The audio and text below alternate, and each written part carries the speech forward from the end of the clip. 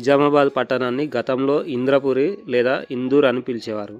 ఈ ప్రాంతాన్ని 9వ శతాబ్దంలో రాష్ట్రకూట చక్రవర్తులు పరిపాలించారు. వారిలో 3వ ఇంద్రవల్లభుడు ఈ ప్రాంతాన్ని పరిపాలిస్తున్న సమయంలో ఎత్తైన కొండ మీద ఒక కోటను నిర్మింపజేశారు.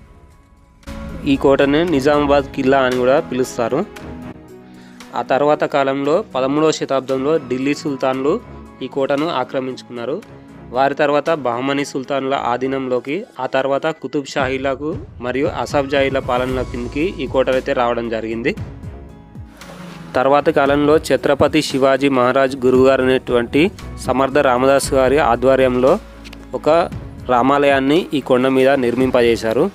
ఈ కొండ మీద 3900 అడుగుల విశాల ప్రాంగణంలో రామాలయాన్ని నిర్మించారు. దాన్నే కిల్లా రామాలయం లేదా రఘునాథ ఆలయంగా పిలుస్తారు. నేను ఈ ఆలయాన్ని సందర్శించినప్పుడు అక్కడ ఆలయం అయితే మూసివేసి ఉండే. అక్కడ ఉన్నటువంటి ఒక వ్యక్తి నాతో ఆలయానికి సంబంధించినటువంటి ప్రధాన ద్వారం నుండి ఉన్నటువంటి ఒక చిన్న రంధ్రం ద్వారా స్వామివారి దర్శనాన్ని చేసుకోమన్నప్పుడు నేను అక్కడ నుండి స్వామివారిని అయితే చూశాను.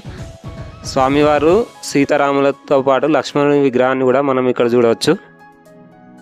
ప్రధాన ఆలయం ఎదురుగా రామభక్త హనుమాన్ దేవాలయాన్ని కూడా మనం ఇక్కడ చూడవచ్చు.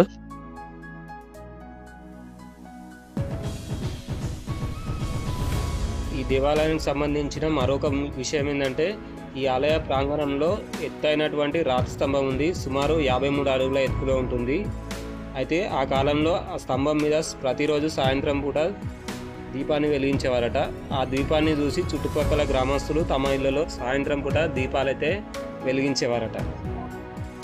ఈ రాతి స్తంభానికి పక్కనే ఒక శివాలయం కూడా ఉంది. దాన్ని కూడా దర్శించుకోండి మీరు.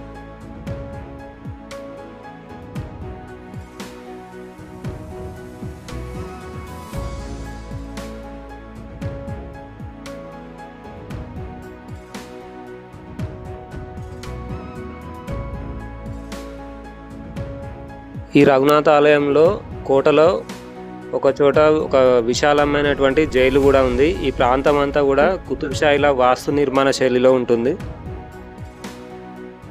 ఈ కోటను సందర్శించే పర్యాటకులకు ఇది ఖచ్చితంగా ఆకర్షిస్తుంది అనడంలో ఎట్లాంటి సందేహం లేదు. తెలంగాణ సాయుధ పోరాటంలో పాల్గొన్న దాశరథి, వట్టికోట, సర్దార్ జమాలాపురం కేశవరావులు 1948లో ఈ ప్రాంతంలో బంధించబడ్డారంట. అయితే 2012 వరకు ఇది జైలుగానే కొనసాగింది. ఆ తర్వాత సారంగపూర్ సమీపంలో ఒక నూతన భవనంలోకి ఈ జైలుని అయితే తరలించడం జరిగింది.